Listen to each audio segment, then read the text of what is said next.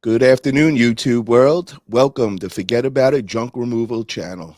I'm your host, Paul Italia.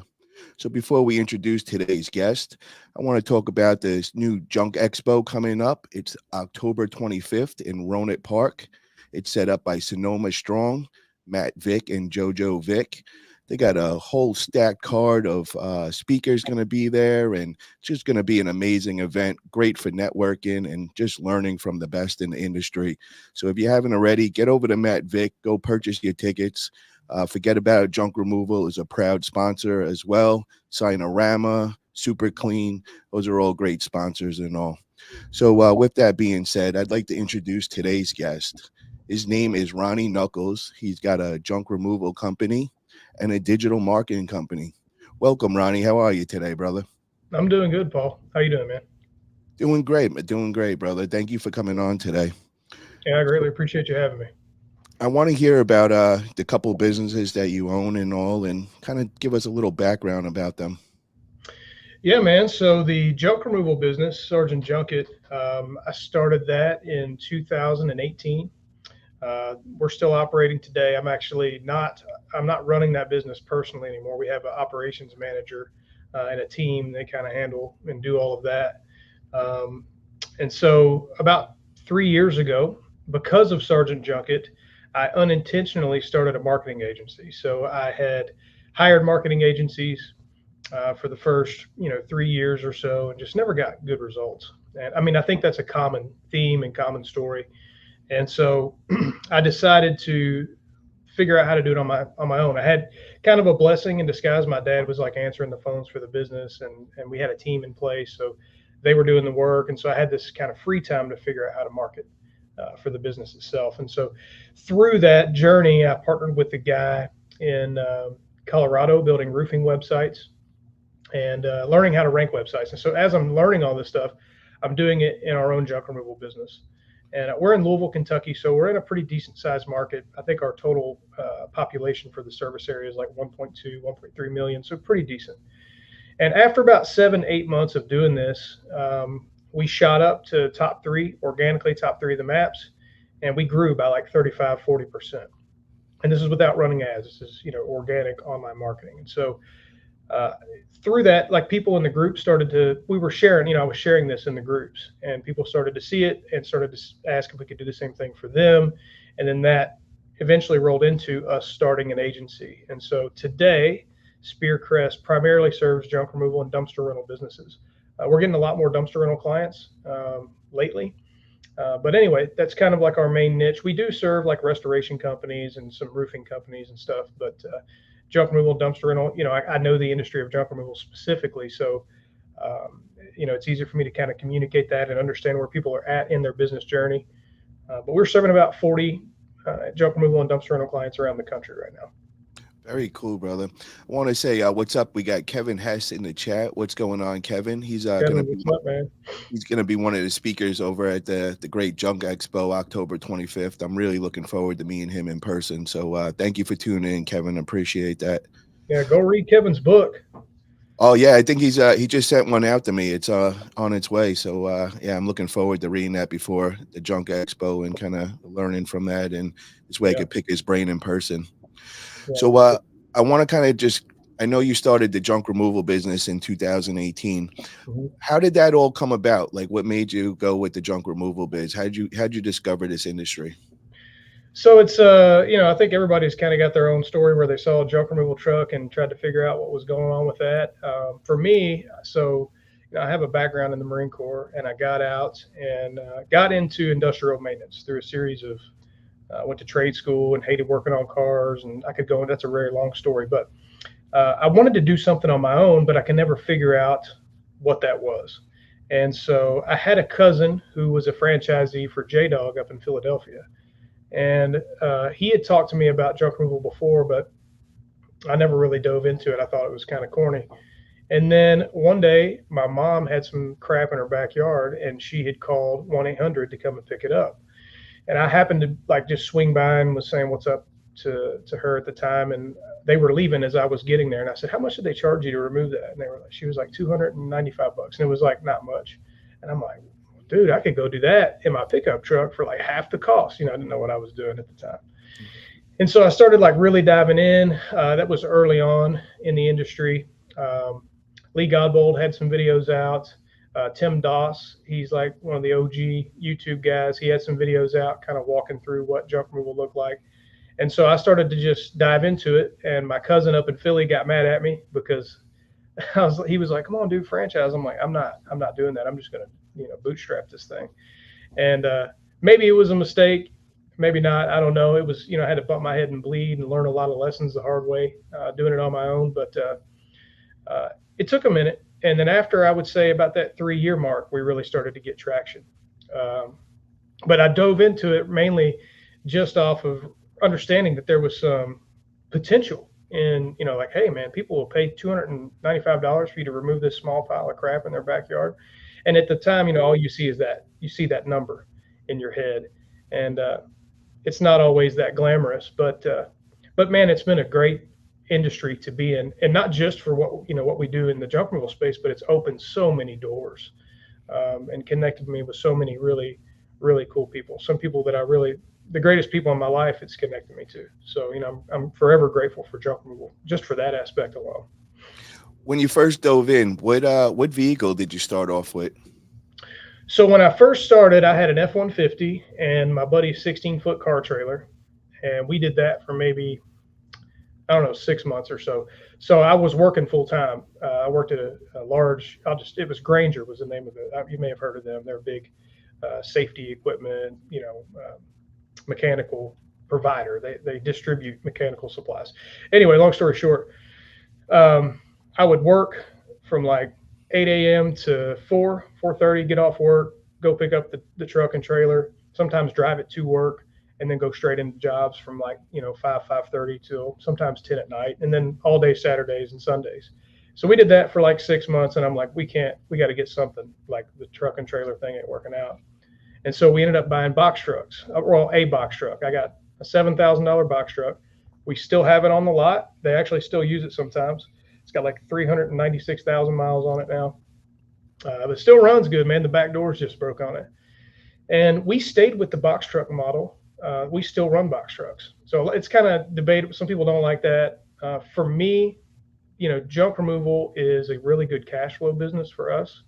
And for our model, I didn't see the justifiability in going and buying like an $80,000 dump truck. I think that it really works well for some people, especially if like this is your main bread and butter. You should probably go that route. But for us, we've got a building, we've got a warehouse, so box trucks are nice. That they keep, if we're going to keep things and resell them, it keeps them protected overnight.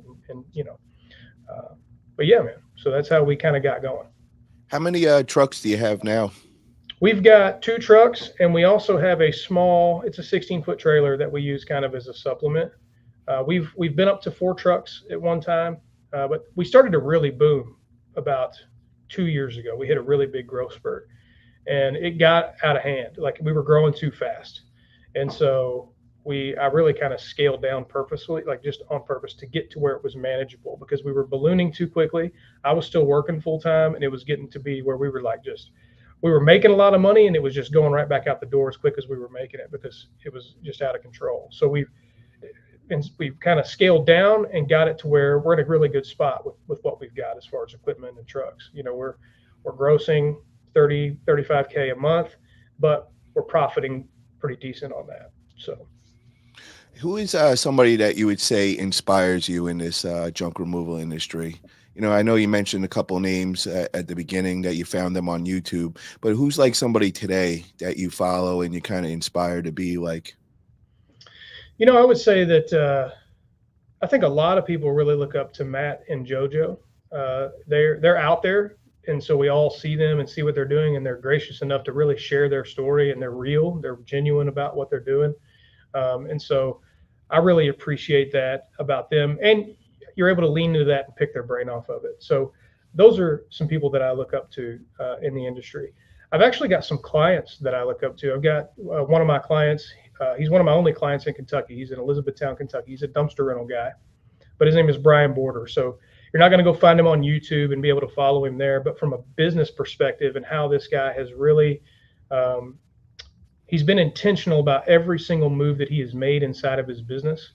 And he's a client of ours, but I've watched him go from $15,000 a month to $70,000 a month in dumpsters. And so I've gotten to be a part of that. He started with us, he was around 15K a month, and now he's 60K a month. He starts to get worried that things are slowing down, which is a good problem to have. But just watching him, I've taken notes. I'm going to do a case study on exactly what he's done to get himself there.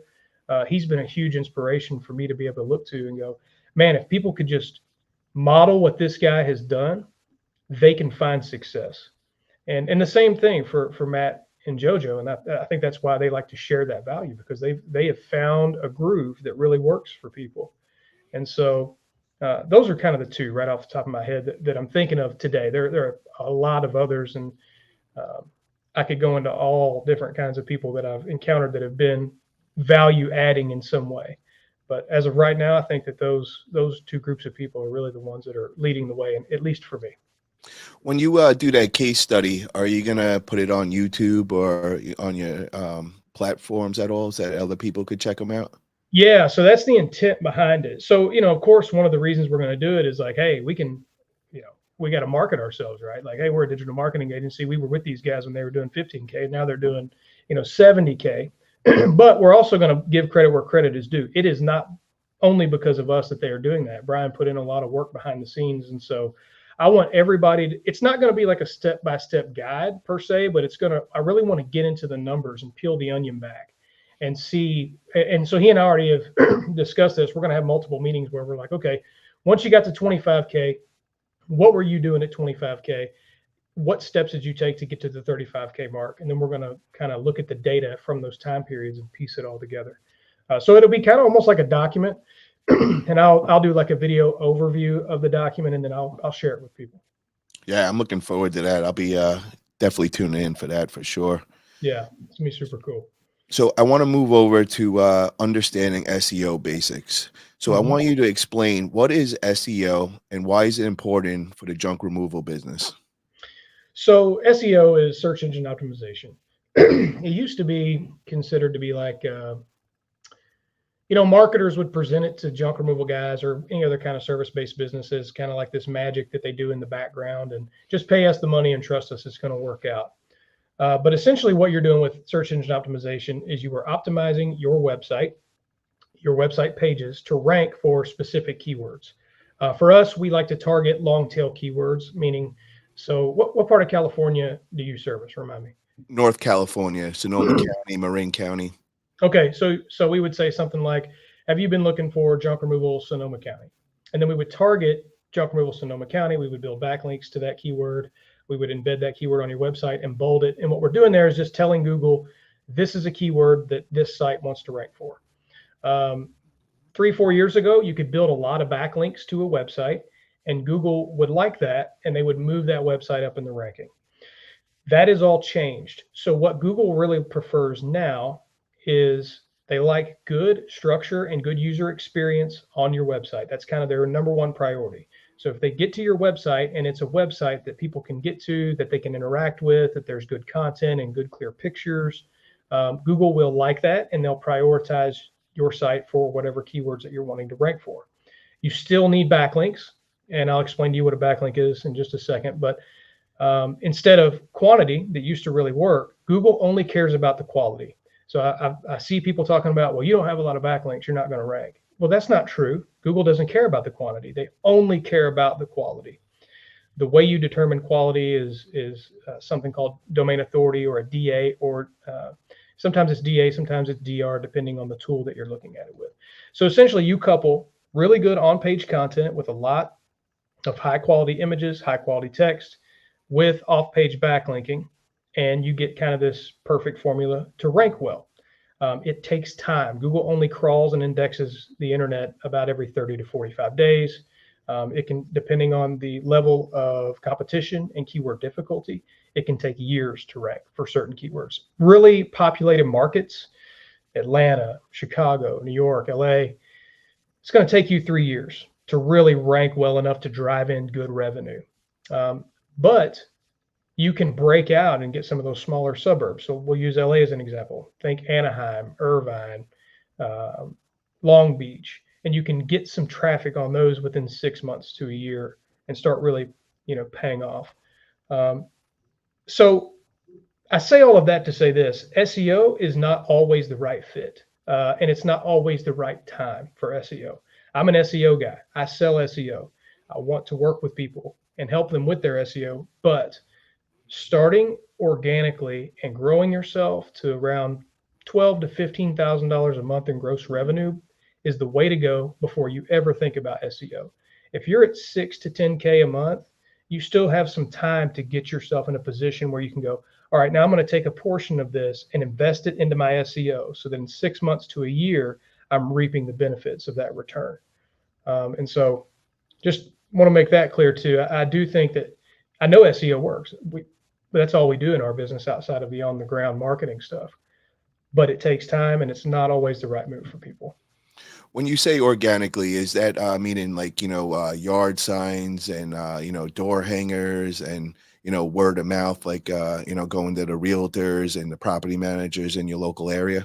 Yes. So I think that's the number one best form of marketing and junk removal. And I think, I talk with a lot of business owners and junk removal business owners. And the ones that are successful with us are the ones that are diligent in doing all of that. Because essentially, it's like this perfect marriage, is how I describe it. I trust them to be on the ground marketing themselves, putting out door hangers on every job, putting out yard signs, going to B&I groups, building relationships with apartment complexes or commercial property groups or whatever the case might be. Like they are out there grinding their asses off, and we are working on the online side, right? So both of those two things take time. Well, as they kind of come together, now all of a sudden this business begins to flourish. And that's why, like, for example, Brian, I was telling you earlier, he gave us time to really, so like we really didn't start getting results to like the 8, 9 month mark for this guy. And so I was like, internally, I'm like, dude, we got to start getting some results for this guy. But about that same time, he started really getting results from all the organic stuff. And then, around that 10, 11 month mark, he hit 50K and hasn't looked back. And it was kind of like this perfect marriage. And so that's the way SEO agencies should be looked at. If you're going to come into it and you're just going to hope that this SEO agency saves your business, you're going to hate them. You're going to hate the agency you're working with. You're going to be up their butts wondering why jobs aren't flowing in, 150 calls a month. And the reality is, it's probably because you're not doing anything on the back end. Now, if you're doing all this stuff on the back end and you're still not getting results, find a new agency. But that's just not going to happen. You know what I mean? Where have you found the most success with growing organically? I'm hearing a lot like the yard signs is like the number one thing. What have you experienced for yourself? So, it's tough to nail down any one thing. I would say one thing that we've seen really good success in. Well, there's two things that really stand out to me. One process that we have in our business is for every job that you're on, you put out 15 door hangers. So you would put out 5 left, 5 right, 5 across the street. Actually heard that on a podcast, and I think Bennett Grove, the guy who owns Fire Dogs Junk Removal, which is kind of a franchise, I think he was the one that mentioned that on this podcast. So anyway, we started implementing it. And so on the door hanger, you put some kind of offer like, hey, we serviced your neighbors, we'd love to serve you as well. And so these people feel like, oh, well, our neighbors use these guys, maybe we ought to give them the time of day. And then you also put like, call us, mention this door hanger, and receive 10% off your junk removal or demolition service. So those have been pretty effective. Now, their time, like a lot of people will take them and they'll throw them in the drawer and they'll call us later. But they've been pretty effective. The other thing, posting in Facebook groups organically. So I don't mean going listing your services on Marketplace.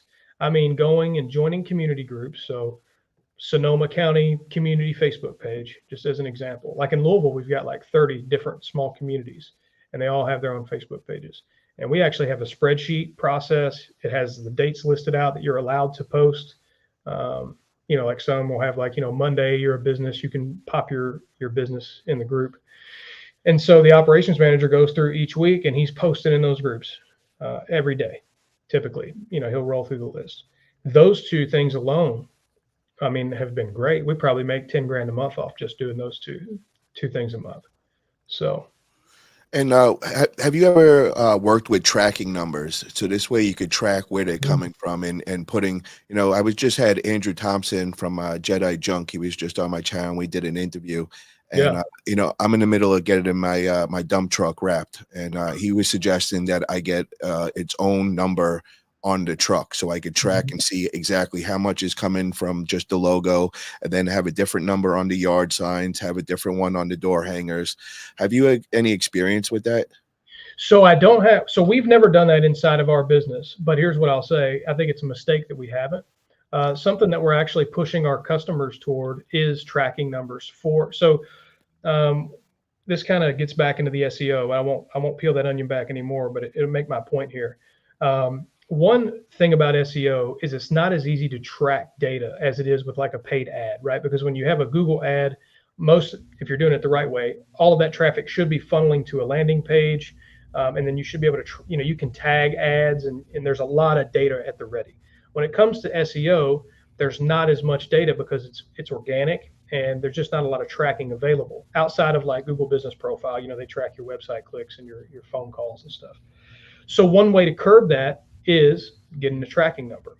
And so you would have a tracking number on your Google Business Profile, on your website, so that as calls come in, you are able to see, okay, I know that this is the accurate number of calls I got from my website this previous month.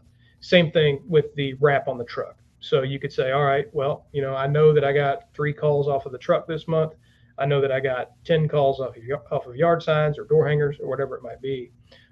Some people are, and this is a trap I fell into. Um, it's like a branding thing for me. So it's like I know my brand. I want the phone number that's part of my brand to be the phone number that's front facing that everybody sees. Here's the deal, man. At the end of the day, people don't really care. They're going to call. If they need the service, they're going to call you. They're not concerned that your number looks cool.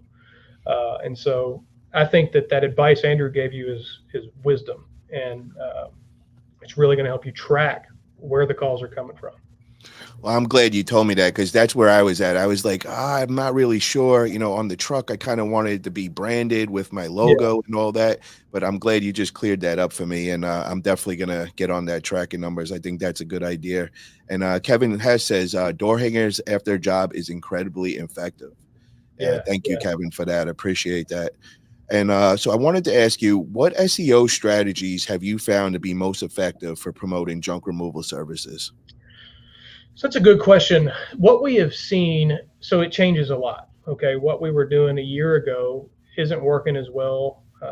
It wouldn't work well today. So we have to adapt. So like Google rolled out a new change in March, and we really had to nail down our backlinking strategy.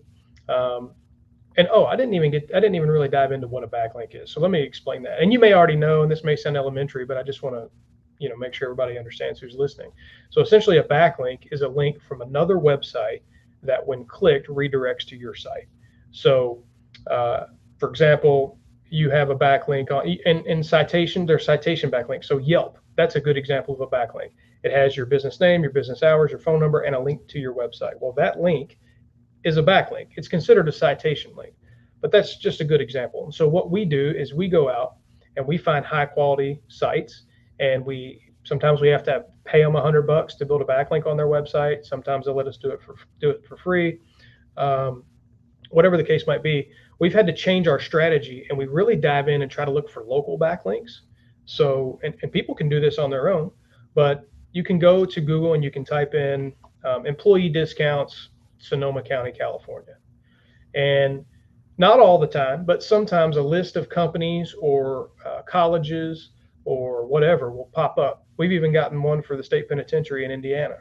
And essentially, like, people will be like, all right, well, if you want to offer a discount to our employees, we'll give you a backlink. So, like, we'll give a link back to your website. And so we've done that, and we'll hit them up and be like, hey, we want to offer a 10% discount to all, Sonoma County school employees. And they'll say, all right, cool, that's great. We'll put a link to Forget About It Junk Removal. And that's a super powerful link to Google, because Google goes, oh, wow, well, these guys are getting links from something that's geographically relevant. So off page, that has been super effective. On page, which may be more in the hands of like a business owner, uh, good quality content. So what I mean by that is you can use ChatGPT or some kind of AI tool to give you the framework for the content that you want on the site, but it really needs to be human. So like you can use that, and then you need to make sure that really you're just using it for framework and you're going in and writing that content yourself. Um, that's one thing. And on the homepage, you need to have about 1,500 to 2,500 words of content. Now, a lot of people are like, dude, that's too many words. Here's the deal. Your website's a tool. The tool can only get utilized if it's in front of enough people for them to actually use the tool. One of the ways to do that is to make sure that it has enough content. You can break this content up by putting a lot of call to actions, like call us buttons, forms, really nice, clear pictures that are organic, so pictures that you have taken. Um, that kind of thing mixed with the high quality, geographically relevant backlinks is what we are seeing today to be the most effective strategy. Now, still takes time, but um, those two things are really what I think are working the best in this particular moment. How many backlinks should you have on your website? Like, what's an average? There's really no particular set number. I would say out of the back, so we really want to look at like we could call it a URDR ratio. So if you pull up Ahrefs, you could type in a website, and I could do this. We do free website audits all the time where we kind of break it down and show people.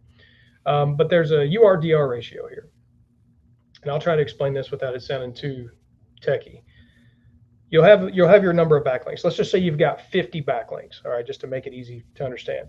You'll have this URDR ratio on the left-hand side. That's like a credibility ratio in the eyes of Google. So the closer that the two numbers in the URDR ratio are, the closer they're together, the more high quality backlinks your site has as it relates to the quantity of backlinks to that site. So it's kind of like a ratio. It's not like a perfect number. 1-to-1 is the perfect ratio. So if you've got, say, a 2DR and a 2UR, that's great. If you can get it within 60 to 70%, still indicates that you have a pretty high number of high quality backlinks. So 2 years ago, I would say you need 500 to 1,000 backlinks, and most of them need to be quality. Today, you can outrank guys. If you've got 100 high quality backlinks, you can outrank guys with 500 crap backlinks. So there's really, when we look at sites, it's not necessarily the number that we look. Now, if I go to a guy who's been paying an SEO agency for 6 months and he's only got 5 backlinks, that's a problem. If he's got 30, 40 backlinks, if they're high quality, that's fine, because they've had to go out and pay money to acquire those backlinks for this guy. So there's really no set number, but it's more about the quality. How do you find out, like, when Google, what they're looking for? Because you just said that, like in the last year, everything's changed for Google. How do you get those updates? Like, is there a site or something that people could look up to find out, like, what they're looking for? Yeah, so Google will announce it. Google typically will send out a newsletter or some kind of announcement that, hey, we're making an algorithm change. They've done it in the past and not given an update until afterward, and people's sites started like tanking off the first page, and everybody was freaking out. Agencies were freaking out, and then they're like, "Oh yeah, by the way, we made an update." But Google themselves will roll. So like they did one in March 24. That was their most recent, and they all the time they kind of say the same things. One thing they were very clear about on their last update in March, though, was we'll actually penalize you if you have a lot of low quality backlinks. So if you're going to Fiverr and you're paying a guy $100 for 1,000 backlinks, it used to be where like it wouldn't really hurt your site, but it didn't help it. Now it's like Google saying, no, we're going to penalize your site. So you got to be careful in making sure that Google only cares about the quality. They want the customers to have a good experience. And so that's their priority. And how critical is local SEO for junk removal companies? I would say it's one of the major pieces of the puzzle. It's not the end all be all. SEO, if you're in a position and you're looking at SEO like it's going to save your business, you've got bigger fish to fry. But I do think if you want to get to the next level and you want to start turning out those 35 to 50K months consistently, you're going to have to capture the audience that is finding you organically online, I should say. So the local SEO in the maps specifically. 90% of internet searches start with a search engine search, right? So like If people are looking for a service and they're going to go online, before they go to social media, they're going to go to a search engine to look for that service. And Google currently captures, I think, about 85%. It used to be well over 90, but about 85% of all organic searches online. And so, there's Google, Bing, DuckDuckGo. There's a lot of them now. They all kind of ranking websites for one kind of works for the others. But I think it's extremely important. I mean, it works really well for our business. Brian, for example, just off his Google business profile last month, brought in about 60 calls, about 60 leads. That's pretty big. I mean, it's hard to get that from really anywhere else if you're talking about online. If you run a really good ad set and you have a pretty high budget, you can certainly do that. But outside of that, getting 60 leads from one source, it can be challenging. What about like as far as the ads? I heard Andrew Thompson, and he was telling me the numbers, that he was putting in for advertising for Google ads and Facebook ads, and kind of had my head spinning. He was saying like 25 to 30K on Google ads and all. Where's a good starting point for a new up and coming company? Like, how much should they be putting into those kind of ads? So I would say a good starting point where you'd probably see some decent return would be around $2,000 to $2,500 in ad spend. Okay, now if you're paying, I also recommend, if you don't know what you're doing, you need to find an agency that does. We don't manage Google ads, so this isn't a plug for us, because we don't even do this. We put all of our eggs in the organic online basket. But find a good agency, and I've got a few that I'm happy to recommend, that knows what they're doing and will get you the results. But if you put in, say, $2,500 or so, you should be able to 3x that. If you have, it's still going to take a little bit of time, right? Because like they're going to have to figure out that all the negative keywords. If they work with junk removal companies, they should have a pretty good idea of what those negative keywords are out of the gate. But I would say around that $2,500 a month mark in ad spend, you should do decently well. You should be able to gross, I don't know, say 7,500 or so. To your point, you can get crazy with ads. You can also spend $2,500, make $2,500, and so you're just spending money on ads to pay for ads. And so you gotta be careful. And when you start with ads, especially in the beginning, you really need to monitor it and make sure you're not spending a ton and not closing these jobs. If you're not good at sales, you're not good at closing the work. Practice that skill, get good at that skill before you start running ads. Because if you have a sale issue, you're going to spend a lot of money and not close and have a bad day. So, and as far as looking for an agency that could do your ads and all, are you looking for ones that only work with junk removal? Is that a good approach, or like, could any of those agencies help and benefit you? I think it really just depends, man. I would say that agencies that do work in junk removal are going to have an advantage, because junk removal is a weird industry when it comes to ads, because it's like in between dumpster rental and residential trash pickup. So like you have to really make sure you're not ranking for search terms like weekly trash pickup. And sometimes it'll like sneak in there on you. Keywords will sneak in and you'll start paying for clicks that are irrelevant. If you've got someone that knows the industry, they're going to be really good at making sure that you're targeting the proper keywords. Now, if you've got another agency, maybe they're good, but it might take them a little bit longer to kind of learn the game in junk removal and figure it out. One thing I would caution against is working with an ads agency that works with multiple junk removal companies in the same market. So I've seen that happen. It almost happened to me back when I was a junk removal business owner. I won't call the company out, but they were working with one of my competitors who I'm friends with, and they started calling me, asking me to sign up to run ads with them and have them manage the campaigns. And luckily, I had found out that he was working with them, but that's a huge conflict of interest. If you're working with an agency of any kind, you need to be the only person in the market that they're working with. That's one thing I would caution against for sure. We got a good question from Green Up Junk Removal, and he asked, would you say the ad game is a long game, so to speak? I wouldn't say that the ad game is SEO is definitely the long game. If we're going to compare the two, SEO, Google Business Profile Management is kind of an in-between, but those two things are definitely long game. Ads management, it can be that way. I would say in maybe 2 to 3 months, whoever's managing your ads should have that pretty dialed in. you do need to give them a couple months to kind of get it all worked out. And then you should be able to start turning a profit at that point. SEO, much longer, minimum 6 months. I tell people that all the time.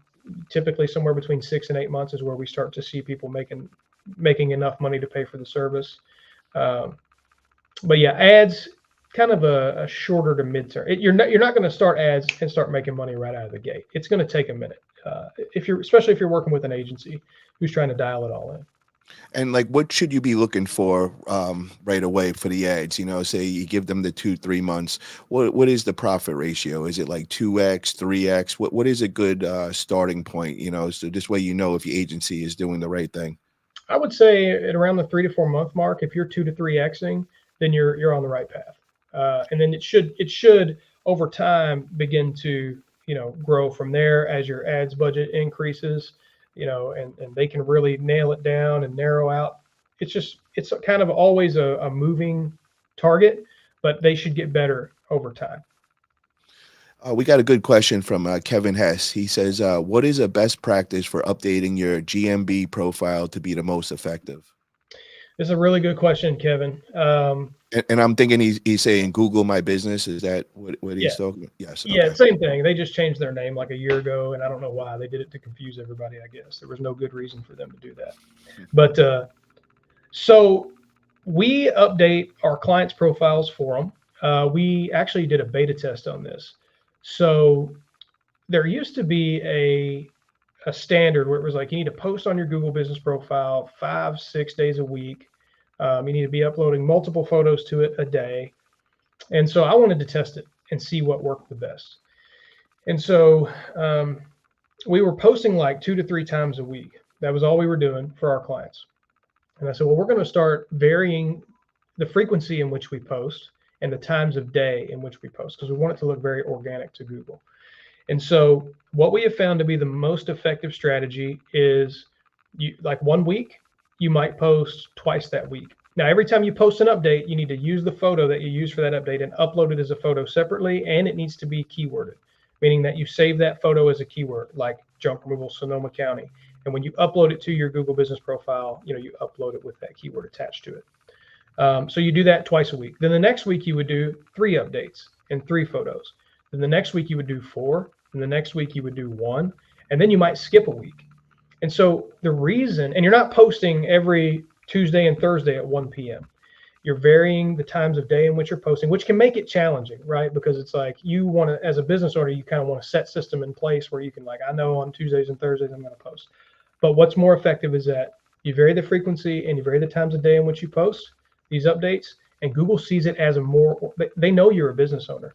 They know you're out doing the jobs, and they know that it's not going to be like a set standard. At least that's kind of what we've seen anecdotally, to make the most sense. Anyway, that's a pretty effective strategy. There is like a million things that go into ranking a Google business profile, and they make it seem really simple. But, for example, you need to be trying to get not just a lot of reviews. You need to really get a process down where you're getting a couple a week. It's more about the frequency than it is about the number. When you get those reviews, you need to be responding to them from a cell phone using cell phone service, not Wi-Fi, because Google will actually geolocate that cell phone signal where it's coming from, and they'll understand that you're in the market in which you are responding to the review from. That's just a little tip, by the way. There's just a number, making sure your social media profiles are connected. I just did a video on that the other day on my personal page, and then posting on those social media profiles, a few times a week. That's a great strategy to help boost that Google business profile. So, Kevin, I hope that answered your question, man. We got Green Up Junk Removal. He says, I try to advise guys when they start running ads, have like 2 or 3 months worth of money to dump into it before they will see that money coming back. Thank you for that. And then Kevin Hess has a good question. He says, how are you attaching the keyword? Okay, so I'll answer the first one first. I would say you can have that nest egg built. There's 2 ways of doing it. First, I think that you should already be doing 12 to 15K a month. You can do that without ever running an ad, without ever paying for SEO. You could probably do more than that, but that's just a good starting point. You need to be grossing 12 to 15K a month. And if you're not willing to hustle to a point where you can get there, you don't need to be worrying about ads. You need to be worrying about how can I generate this business on my own before I want to scale up. because there's a lot of lessons to be learned in growing it yourself and growing it organically. Then, so I want to, the way to really answer that question is if you're grossing 12 to 15K a month, you don't necessarily have to have 2 to 3 months of nest egg put back.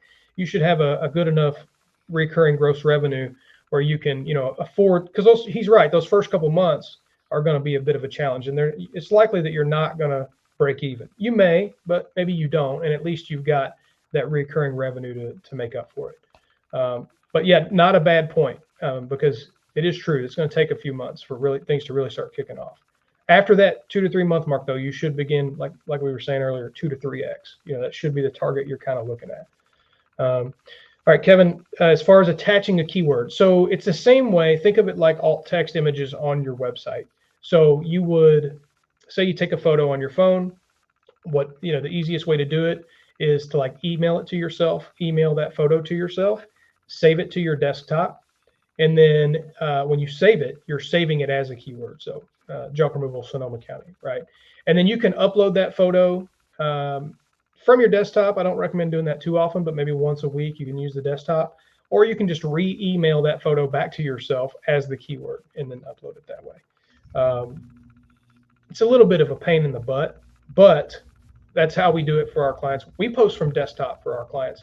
Seems to work fine, but I do advise them to hey, upload photos using cell phone data in conjunction with what we are doing. So, once a week they should be doing that, and then we'll, be posting the rest of the time for them.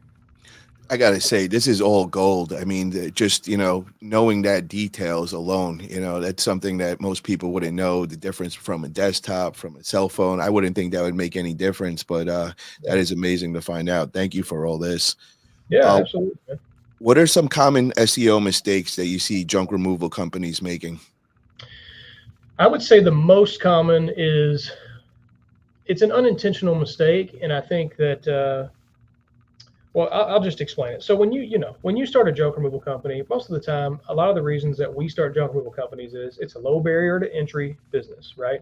Meaning that we don't have to have 100K cash to go in and start a junk removal business. We can bootstrap it.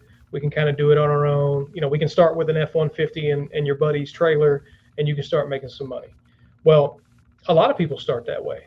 And what they do is they get them a cheap GoDaddy website or Wix or Squarespace because it's the cheapest option. And that's cool. I mean, look, you got to start somewhere. But they stick with that website and they're doing 15, 20K a month and they still have this crap website. And then they want to come to a guy like an agency and say, hey, we want to start doing SEO to our website. And I'm like, dude, you got to start all the way over. My recommendation, I'm not saying go out and pay an agency $2,500 to build you a website right out of the gate. I don't think you need to do that. I do think that you should start on a halfway decent platform to begin with. And this is just an educational thing, man. I think it's cool to have a cheap website on GoDaddy to get started. I'm not knocking that. But Duda, that's actually, we build on that platform. Really solid platform for SEO. And you get the team plan for like $39 a month. And you can plug and play it enough to get it going out of the gate. And now you're on a platform that's actually worth something. And when you go to work with an agency, they should be able to redesign that site. Not going to cost you an arm and a leg. And you're already on a decent platform that should already just naturally get some SEO movement. Whereas with the GoDaddy or Wix or Squarespace, they're a little bit slower on the back end, not built to rank. The only two platforms we recommend are Duda and WordPress. Those are great platforms. That's kind of mistake number one when it comes to SEO. You're just on a crap platform. Mistake number two is they either have a crap load of content that nobody cares about. So they got like 50 before and after pictures on their homepage of just junk and just a bunch of words that don't mean anything. Or they've got like 5 things. It's got like the business name, no phone number, with like a map on the homepage. So these are easy things to correct. All you need to do is really have about 1,500 words of well-written content. If you can't write it, find somebody in your network that can, pay them $50, have them write the content for your website, and upload some good quality pictures. And don't make it just pictures of junk. People don't want to see pictures of your junk. You can have some on there to educate them and let them know that's what you do, but there need to be pictures of you in there. You standing next to your trailer, or in your trailer, or next to your dump truck, or in front of your box truck. People want to see people. And those kind of pictures typically get the most traction. And so those are kind of the two um, early on SEO mistakes that I see. I know that was a long way of answering your question, but those are probably the two most common things. What should a new junk removal company, what should they be looking to pay? What's like the average cost to build an official website, like you're saying? I would say that it varies a ton. There are a lot of cookie cutter websites out there that are super cheap. And I don't want to. I'm not going to call anybody out, but it's like you can get a really cheap website under 500 bucks that looks the same as everybody else's website, and we just changed the logos out on it, and it's yours. You can get that if you pay more than 500 bucks for something like that. They got you. Or you can get something that's custom. I think it depends on who you go with. Like we used to do a $1,500 minimum, and that would get you like a 4-page website. Uh, so, but it would be completely custom. Like you would own it. It would be all customized to you. It would have a contact us page. It was just, nice little 4-page website. Our minimum now is 2,500. And so that comes with a 9-page website. So you're going to have some landing pages, like in your case, something like a Sonoma County junk removal might be its own page. Google likes individual landing pages.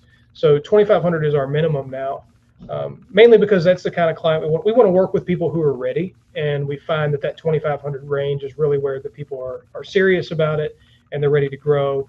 And then we can come in and really give them a high quality product. So around that 2,500 and up mark, you should get a really high quality product from there.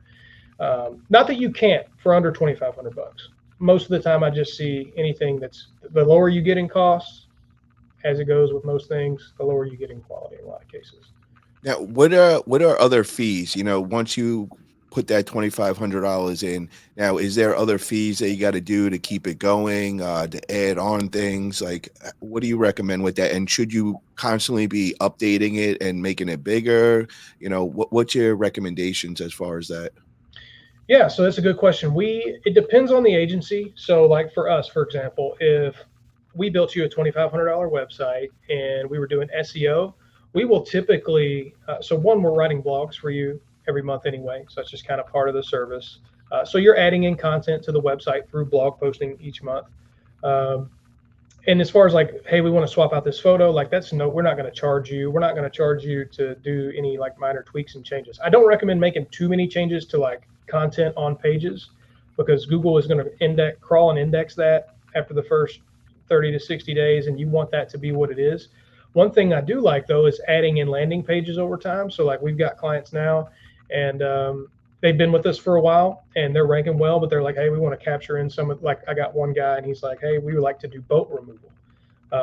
Boat removal isn't getting searched a lot, but when it does get searched in his market, we want him to be the guy that people find. So we build him out a boat removal landing page at no charge. Um, some agencies charge for that. We used to. So like we used to charge for a boat removal landing page. It was 175 bucks for that page. Um, if they aren't SEO clients and they're just coming to us like, hey, we want to add some pages, then we'll just charge them, a standard rate uh, for 175 bucks a page. In addition, that's after we've built the site. So, um, and there are other fees. So you need to think about hosting fees. So like for us, our clients own their websites in Duda and they just give us access, but it's 39 bucks a month. Then you got to think about URL hosting, which is typically pretty cheap. So you can buy a URL on GoDaddy for like 22 bucks for the year. It's just an example. So, but there's some additional cost involved, but less than 50 bucks a month on average.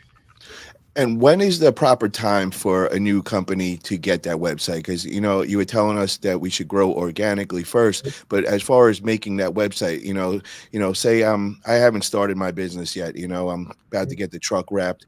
Would it Yep. make sense to go right away and buy that $2,500 website right away, or should I wait a couple of months? When is the optimal time for that? I think it's all situational. I think it depends on the individual. So like let's just say in some cases people have the money put back and they have the funds to invest in a website, like they've already prepared for that. That's okay. There's nothing wrong with doing that. Now you've got a professionally built website from the jump. It is an advantage. But maybe you don't have that. I would say once you get yourself up to that, somewhere 8 to 10K a month mark, then you need to go ahead and get that website going and ready so that you've got a really good sales funnel to push people to. And it's a good representation of your brand at that point. So it's not necessarily like a timeline. It's more about one, do I have the money put back in the front end? And if I don't, I need to be making 8 to 10K a month ish. And once I hit that mark, then I know I'm ready for that kind of next step. Say you were going to start from new. You're going to start a new company, junk removal and all. What would you do? What was, how much would you spend? If you had money wasn't an object, you want to come in right away with the Ferrari of websites and all. What should you look to spend on that then? If I wanted to come in with a Ferrari, man, if I could start over and money wasn't an object, that's a big question, man. There's a lot of stuff I could dive into right there. I'll try to frame it from a digital marketer's lens, though, to try to answer that question. I would be prepared to spend at a minimum $1,200 a month in SEO, and that should include your Google Business Profile Management. That's what we offer. So it's not just us building backlinks and you hoping that it works out. We're actively, posting updates to that profile, adding in photos, helping you respond to reviews, that kind of thing. So at a minimum, I would be prepared to pay for that because I know that's a long-term investment that's going to pay me off in 6 months to a year.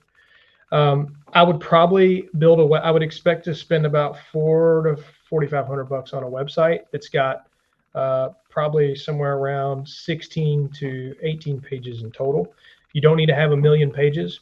Google ranks pages. They don't necessarily rank websites. I see a lot of people and they'll have like 50 pages on their website. All the pages look the exact same and there's like 2 pictures changed and like 1 word changed, and they think that page is really going to help them out. But in reality, it's not doing much.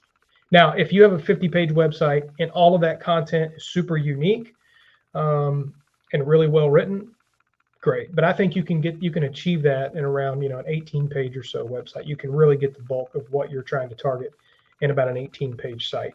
It's going to cost you $400 to $4,500, and then of course you're investing in SEO to push people to that website and get that website ranking in front of more eyeballs. And so that goes back to what you were saying with the Google change in the last year. It's more about the quality than the quantity. So I understand what you're saying with that. Yeah, all about the quality. Now, what's like some metrics or tools that you recommend for tracking success of your SEO effects? How do you like monitor the agencies and know that they're doing the right thing by you? So there's 2, and there's 2 that are free that I recommend everybody use. Obviously, you need to be monitoring your progress on your Google Business Profile itself. It's interesting, in August, Google actually stopped providing call data and website click data. And that lasted for like a week and a half. And I was kind of freaking out because I'm like, dude, this is one of the main ways we show our clients that what we're doing is working. But then like a week and a half later, they brought it all back. And so you should be monitoring your data. You can click on the month. You can like filter it down like August 2024, for example, and you can see how you did compared to the previous year if your profile was live the previous year. So that's great data. Like, in August of 24, I did 25% better in regard to calls as I did in 23. That's one way that's free. The other way is Google Analytics. You can sign up for Google Analytics and create a property, and you can attach that code to your website, and it will just spit out data for you. It'll say, here's how many events you had, events meaning clicks to the site. Here's how many sessions you had, meaning that people spent some time on your website. And you can really look at what's kind of happening on that website once you now it's going to take some education so you understand what you're looking at. What we do is we have a platform called Agency Analytics, and we connect our clients' Google Business Profiles, we connect their Google Search Console and their Google Analytics, and we plug it all into one kind of report, and it spits that data out to us. Another tool that you can use, this isn't a free tool, but it's a new thing. SEMrush is an SEO auditing tool. So like agencies will use it to do research, to find keywords. Ahrefs is another one we use. But with SEMrush, you can pay like $30 a month, and they have this thing called their map rank tracker. And you can go and run heat maps for your Google Business Profile, and you can see where you're ranking from for a particular area. So you can type in your business name, and you don't have to have an address. It used to be you could only do it if your Google business profile had a red dot address on the map. A lot of guys can't do that anymore because Google will only let you do that if you've got a commercial address. You used to be able to use your home address, but SEMrush actually allows you to run heat maps for service area businesses now, which is super cool and really powerful. And we do audits like that all the time for people. We'll run heat maps for them for free. So I'm happy to do that for anyone who might be listening if they want a free heat map just to know where they're ranking in the maps. But you can do it yourself. You can pay $30 and go run a heat map yourself. Now, if you didn't want to use your home address, because a lot of people don't want, that out there and all, what's a good recommendation, to do other than your home address? So this is a really interesting topic, man. I'll tell you a story, and it's not necessarily a win because the guy stopped working with us because of it. But we were working with a guy, dumpster rental guy, and he had a home address attached to his Google business profile. Now, remember I said a minute ago, you could run that back in the day, and Google didn't care. Now they make you do video verification, so you can't do like the postcards. They used to mail you a postcard back in the day, and you plug in a little 6-digit code. They didn't give a crap what address it was. They would put it on the maps. Now it's all like they want to see the building that you're in. It needs to be commercial. Anyway, so this guy had his home address, and when he started working with us, he's like, do I need to switch it to a service area? I'm like, no, leave it alone, because we can really get you ranking well with the red dot on the map. But just understand, if you ever remove this address, you're never getting it back. Long story short, he removed that address and went to a service area. And we had to fight like hell to try to get he got suspended, and we were like trying to fight like hell to get him back. And we finally got him back, but it was a service area, and his service area was too large. And so we were trying to, condense down his service area, and it was just a complete mess. So my first piece of advice is, if you have that address attached, leave it alone. Don't mess with it, because you're going to open a can of worms you don't want to deal with. The second thing is, if you're trying to start a Google business profile and you're like, I really want that red dot on the map, you can go and lease a really cheap office for like $200 a month somewhere. Like a lot of these commercial buildings, even like some storage units will like, hey, you can rent out like an address here for $200 a month. Is like the size of a freaking closet, but you get a mailing address and you get a red dot on the map, and it'll more than pay for itself. I had a guy in Lexington, Kentucky do that. I just had a guy in Ohio do that, where they're just paying for cheap offices to get their red dot on the map because it's a commercial building. It meets Google's guidelines. So that's another way. Another method is maybe somebody who's a business owner and they've got a physical address, but they don't need, maybe they're a warehouse or something and they don't need like a Google business profile address. Pay them $100 and get that address. So that's another method. Okay. I want to now pivot. I want to learn about your Sergeant Junk removal company and all. I want to know, what are some of the biggest challenges you faced in the junk removal industry, and how did you overcome them? It's a good question, man. I think a lot of what we faced early on when we were really trying to grow, here's one of the unique challenges with me. I always worked full time while I ran the junk removal business. So it was never like I jumped into the junk removal business full time. And I think that was a mistake. I probably should have done that very early on and jumped into it, like gave it my full attention. I probably wouldn't have had to learn as many hard lessons that way. But in that, I had to rely on other people a lot to do the work that I wasn't there to do. And so I'd say the biggest challenge that we had for a very, very long time was managing people in an industry that is very physical. And it's not comfortable a lot of the time. And you have to try to set an expectation of professionalism. And so finding the right people was a huge challenge. And we really, just in the last year, man, is about a year ago, we had a guy that had been with us for a while, and we were able to hire a guy who's just a freaking stud. And he has helped us take this thing to the next level. And it's just about having the right people. I would say there comes a time in the business where you're only going to be as successful as the weakest guy on your team is. And one guy can kill your entire team and can kill the entire flow of what you've got going on. And so It took us a while. We finally, it was like I had to have a couple wake up calls, and I was like, look, man, I would rather struggle and walk through the mud and do it all myself than hire a team member who's going to drag us down. And so we really took our time, found the right guy, and man, it's been a game changer for us. And so we're able to build processes around that too now. How do you go about finding the right guy? Do you do background checks? Do you check their driving record? Because, I know with the whole commercial insurance, it's just so expensive. And if you have one or two claims in it, I mean, it could just bring you under. So, how do you go about that process of finding the right person? And then once you do find that right person, do you do training? Like, what's your process behind that? So yeah, the background checks is one thing. I mean, for us though, I would say our two best workers ever have been felons, and so I would first say that we do background checks as long as it's not some kind of child predatory stuff. We're going to let it fly, or it's violent if it's not a violent crime in any way. Because I believe in giving people a second chance, and I think you find your best workers there in a lot of ways, and people that are really bought into the brand and what you're doing. So first step, we do the background check, drug testing, obviously, and then clean driving record is a must. Must have your own transportation to and from work. You got to have a cell phone. Like you got to have kind of the basic. You need to be at least well enough along to have your own vehicle, have your own cell phone, have a clean driving record, no DUIs. Because to your point, dude, you can't put a guy in the truck who's got DUIs, or Toby Stubbs is going to not be able to renew your policy. Uh, and so uh, those are kind of just the basics.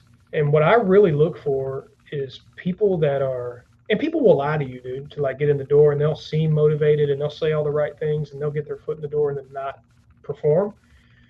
But I'm able to identify that a lot quicker now than I used to, and that just comes with reps. I don't know. I don't know if there's a way for me to really describe it, but I think I'm able to see through the bullshit a lot quicker. But it took me a while to get there because I'm naturally a guy that trusts people. I feel like most people have the best of intentions, or should, because I'm that way. But that can be a fault, so you got to be careful. But once you find the right guy, uh, we got lucky with the guy we've got now that's a stud, because we had a guy who had box truck driving experience. He had some hauling experience, like he had driven over the road some, and so he was able to train this guy on our behalf. Um, if you don't, you need to have them. You need to have probably a 90-day period where you yourself are on the trucks teaching these people how to drive. If you have a truck and trailer set up, like learning how to navigate and drive that trailer has to be like number one priority for you, because that's a huge liability. Um, and so we do have safety training they have to go through, proper ways to load a truck, how to interact with customers. Like there's a number of things that they have to learn. Um, but I know we were kind of talking about safety there in the beginning. I would say it needs to be a 90-day window of training. And how long was it that you were on the truck for, training your employees and all? And then, like, when did you get off the truck? Like, how long until you got your business up and running? Well, I was on the trucks probably for the first year and a half, 2 years, something like that. We ran at nights and weekends. And then I was naive and hired a friend that I'd known for a long time. And we're still friends today, but that ended badly because he kind of wanted to just get a paycheck and just do the job, and he wasn't really there to help me grow the business, which is fine. It was my mistake. Um, but from that point forward, I had kind of gotten used to having someone in the business, and so I would say around the 2 year mark, I was off the truck, kind of, but I was like filling in on some nights and some weekends, and then my dad ended up getting cancer, got over the cancer, but he couldn't go back to work. He was a mechanic, and the cancer kind of, he lost a bunch of weight and stuff. He needed something to do. And I was like, well, good news. You can answer phones, you can schedule jobs. And so he started doing that for me. And that allowed me to like start hiring some decent people. And then not too long after that, we hired one guy who's still with us today. And he drives the trucks every day, older guy, but great. I mean, he shows up to work. He's not late. He doesn't call in very often unless he's really sick. Um, so that was a long way of answering your question, but I would say like a year and a half, 2 years, something like that, of just grinding our asses off. I also, you mentioned Toby Stubbs. I just want to inform everybody. I did a great interview with him. It was last week. You could check it out on my channel. We did the full interview, but I'm also putting clips out. I still got some more clips that I'm going to be releasing and all. And he is the commercial insurance guy for the junk removal business because junk removal, it's very hard to get commercial insurance. There's very limited companies that actually work with us still, and he kind of just broke into everything. So I definitely suggest everybody get over there, check out the clips that I got out, check out that full interview. He'll kind of enlighten you in different ways to approach that and all. So shout out to Toby Stubbs. Really, really informative interview I did with him as well. Yeah, he's awesome. He saved us so much money on our workers' compensation insurance, and we actually built his website, junkremovalinsurance.com, and we have a really great relationship, man. Toby's a really good dude. Yeah, I'm actually working with him right now. He's helping me try getting commercial insurance. I had a Awesome. couple of little hurdles I had to jump through, and hopefully in the next week or two we'll get that all ironed out. And I'll keep everybody informed with it. I would plan on making a video and just kind of explaining everything that I had to go through to get it because it is very hard in California, very Oh, very expensive, and very limited companies that you could actually work with. hmm. I wanted to also know what some strategies that you have to retain customers and, and encourage repeat business in the junk removal business. Man, that's a good question. So something that has been heavy on my mind lately is how to retain customers for the long haul. We've done a very good job of it in a lot of cases. In a lot of cases, we've dropped the ball. There's a book I recommend everybody read. It's kind of geared toward marketing agencies, but I mean, for any kind of service-based business owner, it's an incredible book. It's called "Never Lose a Customer Again." I'll give Lewis Vanderbook a shout out here. He's a competitor of mine, but he recommended this book to me, and man, what an incredible book! So it really dives into um, people will make their decisions, their minds up pretty quick on if they're ever going to work with you again. Like you have a very short window of time to really make an impression. Something that I have seen be the most effective is as simple as a phone call from you following the job. Now, if you're a business owner who's at the job, a little bit different. You have a leg up because you can actually go and talk to that person, and it needs to be conversational. It doesn't need to be like you're trying to sell them in the future. It just needs to be like, hey, how did we? You want to ask them for their opinion. They want to have. You want them to have like a sense of ownership in what you're doing almost. And so, say it's in your process to ask for a review at the end of the job. You would go up to them and you would say, hey, thank you again for using us. Um, what's some? Did you were you perfectly happy with the service? Was everything great, or is there something we could have done better for you that maybe you would have liked? Or and you're kind of opening the door to some criticism there. 9 times out of 10, though, they're going to say, no, it was awesome. But what you've done is you've essentially told them that their opinion matters.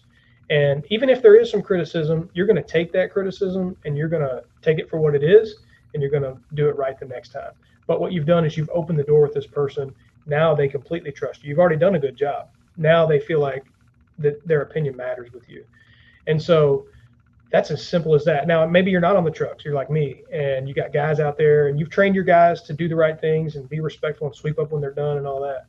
It's as simple as picking up the phone, calling that person, and saying, "Hey, how was it? Was everything okay? Did they sweep up after themselves? Did they get everything taken care of? The way you liked." A lot of people don't like doing that because they're like, "Dude, we're gonna have to go back over there and sweep or something." But as long as your team is good and they're trained well, all you're doing is you're just telling that client that, hey, we're here for you. We're going to do right no matter what. We're going to fix it if we did wrong. And we just want to make sure you're well taken care of. Uh, that's like your residential client. Your commercial client, so your property management groups, people that have, you know, relatively consistent work, I would say create a process to check in with them each week. So you need to just hit them up each week. You get to know them pretty quickly doing that.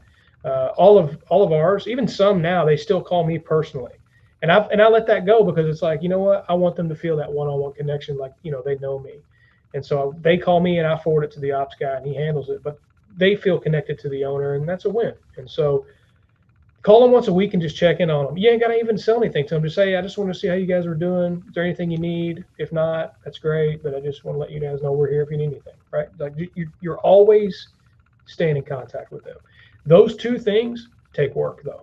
And so you got to be willing to freaking put in the work. That's thing number one. You want to retain clients for the long haul. it's an extra layer of work that you got to be willing to do. How do you feel about the autopilot software that Andrew Thompson is putting out there? Because I just had him on the interview 2 days ago, and he has a program in there where with the sequencing, where you set a certain amount of time, and it sends them a text message, and it retains your customer logbook. So all Mhm. your customer logbook, after you do the job, say you set up for 6 months from now, hey, we're doing an offer, we're in the area, we could get you 10% off. How do you feel with that? They kind of would, limit, not that you have to personally call them all the time, Right. every week, because that could get, a little, time, and, you're trying to get this business up and running. How do you feel about a program like that that kind of does that mass texting and all? I think SMS campaigns are extremely powerful. And let me back up. You asked me what I thought about autopilot. I'm extremely excited about it. I think for something like that to come out specifically for the industry is really cool. We've historically used Jobber, and Jobber's fine. House Call Pro is fine. Workies is fine. Everybody, some people hate them, some people like them, depending on what they're looking for. But to have a software like Andrew's rolling out, really exciting because it's going to be geared toward the industry. And Andrew's got a lot of really cool, like what you're talking about, having SMS campaigns and certain sequences to be able to be set up inside that software. Just some really cool, exciting stuff. And so I mean, and I think he just started beta, right? Like a week or so ago, he just opened up beta testing. So I'm really interested to see how it all. I invested in it, so I'm interested to see how it all works out. Um, Go I'm ahead. I'm actually sorry. going to do the beta testing. Right now he has an offer. It's $50 a month if you want to try out his service. I encourage you guys to give it a shot. I know also at the Junk Expo, October 25th, he's also going to be doing beta 2 over there, which will have some more features and all. But I definitely, with me just starting my business, everything that he was saying and all the services that come with it, I love it. And, he also gives out 5 tracking numbers. So it was back to what we were talking about earlier. So you actually know, what's bringing you in the money, what makes sense for you to put more money into marketing and all. So guys, if you haven't already and you're interested in something like that, definitely hit up Andrew Thompson and get on that beta testing, list for sure. Yeah, that's super cool. And I think to your point, I think that that's a really effective way to target people and remind them that you're in the area, you can take care of it. I think for commercial, so you don't necessarily need to call every residential client, but I do think it's extremely important for your commercial context that you call them, because we have some commercial clients, and to this day we're doing on a slow month we're going to do 2 grand for them. That's not a whole lot, but 2 grand a month pays the rent, right? And so it's as simple as a phone call from you, or maybe you're an ops guy or whoever it is, just checking in. And I think that SMS is incredibly effective for like your day-to-day residential customers. I mean, dude, it's super powerful. But from those commercial contacts, you're not going to have a whole lot of them, maybe 20 or so. So just take the time once a month, check in on them, or maybe once a week, however you want to do it. But spend some time to connect with them one on one. What are some trends that you see emerging in the junk removal industry, and how should businesses adapt to stay competitive? It's an interesting question. Um, Trends, I think the trends that are happening right now um, are similar to what has been happening over the last few years. I think things changed a little bit during COVID.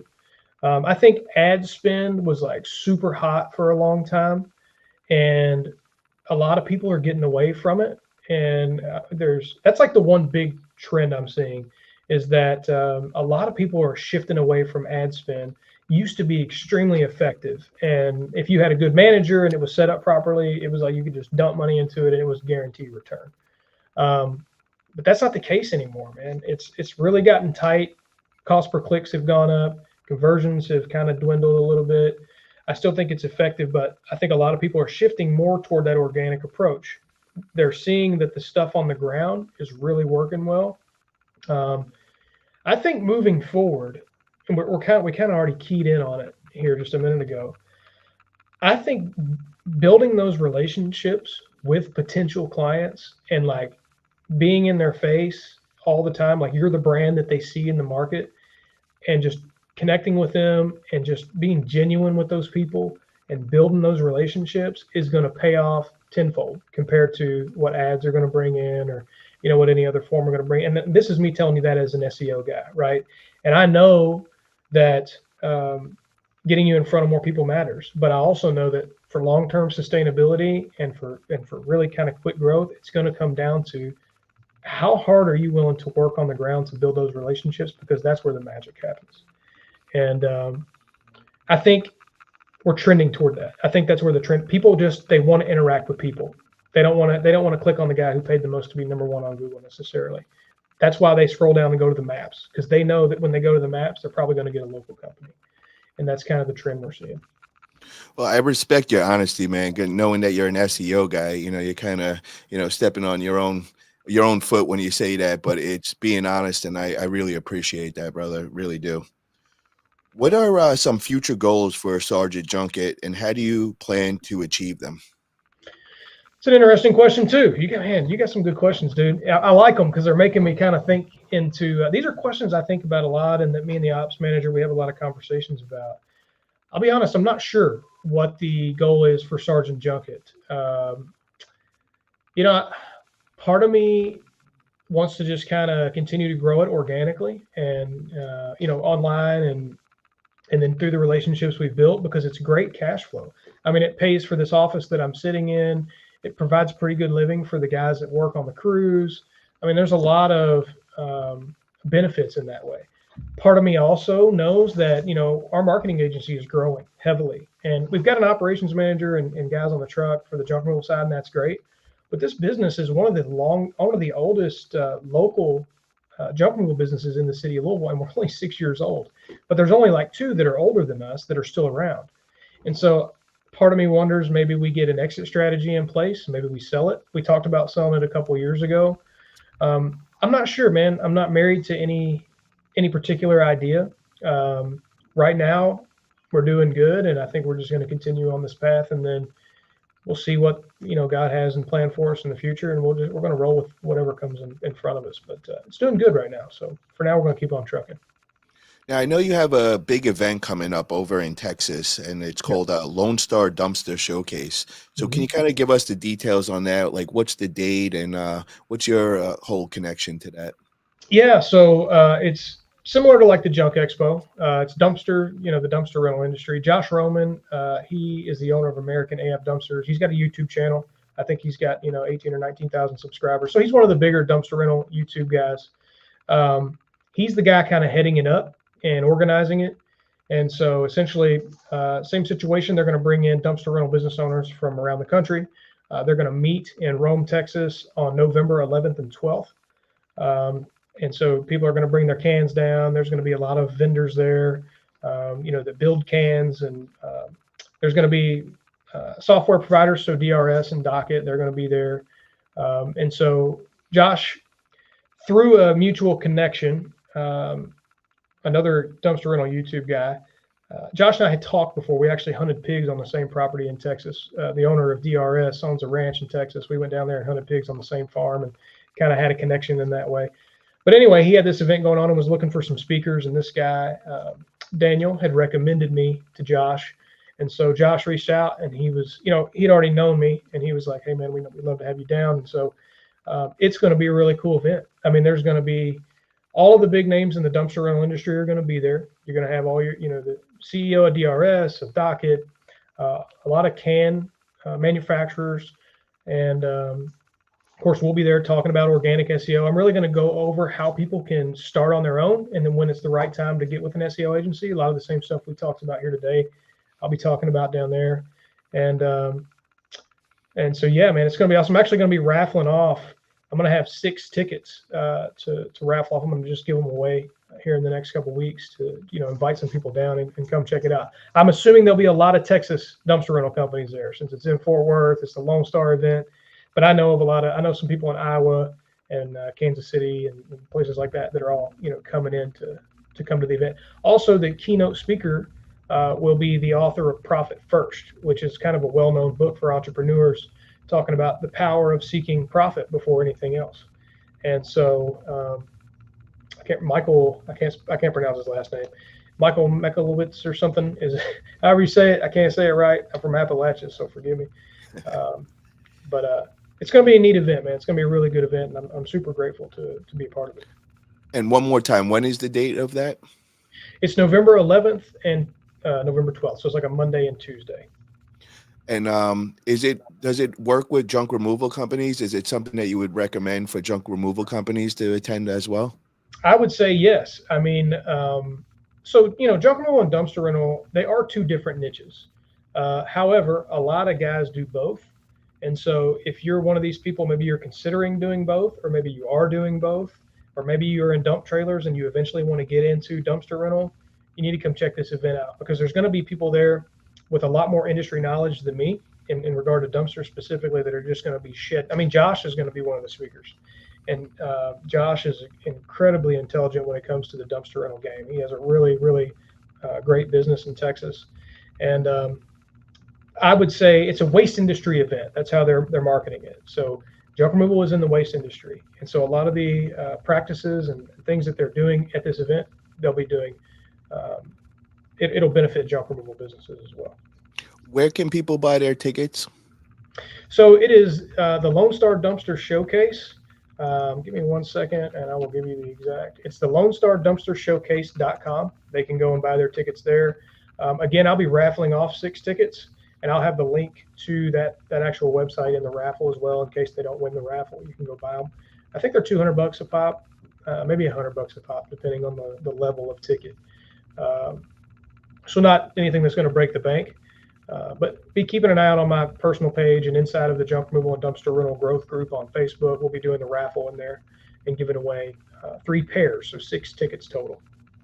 I'm gonna definitely look at it. I'm gonna check my schedule out. I know I have to go to the East Coast. It's around, I think it's that week.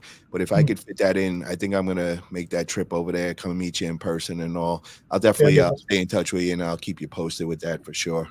Yeah, let me know, man. I'm actually thinking about flying down to Florida myself a couple of days before and then popping up to Fort Worth for the event. So, Yeah, well, actually, I'll be going to Jersey. I think for that Thursday and Friday, my girlfriend's sister is getting married, so we're planning on going over to our New York place over there, and oh, nice. I think that would break up the trip perfect. It's kind of Yeah, like take out some of the flying time, stop off in Fort Worth, come see you guys, learn yeah. some knowledge, get some networking in, and make my way over to the East Coast.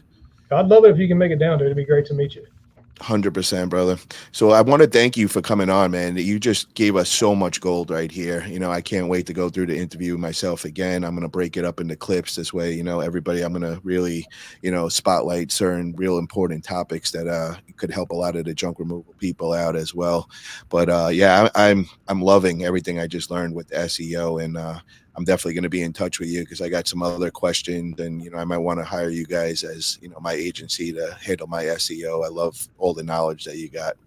Is there any platforms that you would like to put out there right now? This way, people get in touch with you, or some of the platforms that you post some of your content on. Yeah, we're I'd say our most used platform is Facebook. So my own personal Facebook, Ronnie Knuckles is my name. You'll see my beautiful face on the profile picture. Connect with me there. Add me as a friend. Also Instagram. I post there pretty frequently. So Spearcrest Digital is the name of the business. You can follow both of those on Facebook and Instagram. And so I'd love to connect with you there. But man, thank you so much for having me on. I've been seeing you grow and what you're doing, and I can see you hustling, and you've had some great guests, and so thank you so much for having me. I'm really honored to be here. Well, I really appreciate it, brother. And for you guys also, I don't know if you guys know my background. I was a big time fitness model. I'm also big time promoter in the arm wrestling world, also a pro arm wrestler. And I have a podcast on there as well every Wednesday night, 9:30 p.m. Eastern time. We talk everything arm wrestling, and we get into other things as well. I know I got a lot of the arm wrestlers that have been checking out my content, and now they're all interested in the junk removal industry. They know me as a serial entrepreneur. Again, there's so many different businesses. I got 4 as we speak right now. I love entrepreneuring and just starting new business, getting them up and running. Kevin says thanks for the great info, Ronnie. Thank you for tuning in, Kevin. And I'm really excited about to get that book and try getting it all go through the whole book before I actually meet you in person, October 25th. I also encourage you guys check out Kevin Hess's book. I know he's also going to be bringing a bunch with him to the event, the Junk Expo, October 25th in Ronan Park. So if you guys can make it there, you could actually get to meet Kevin in person as well. And yeah, we'll stay in touch, Ronnie. And thank you for a great interview. And we'll be in touch, brother. All right, Have a brother. great That day, sounds bro. good, man. You too, man. I appreciate you. Talk to you later. All right.